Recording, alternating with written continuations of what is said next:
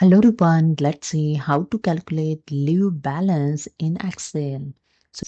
First select the cell, use the is equal to, select the annual leave, then minus leave taken and press the enter, and here you see the leave balance year 19 of employee John.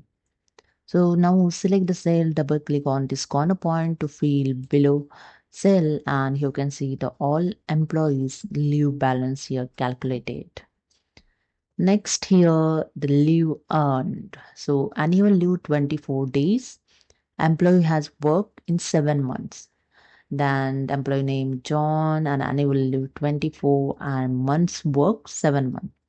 So what will be leave earned? Calculate leave earned.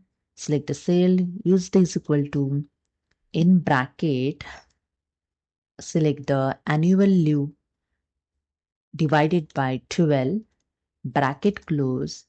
Add here the asterisk sign and select the month work and press the enter. That's it. Here the leave earned 14 as per the employee worked in 7 months. Okay.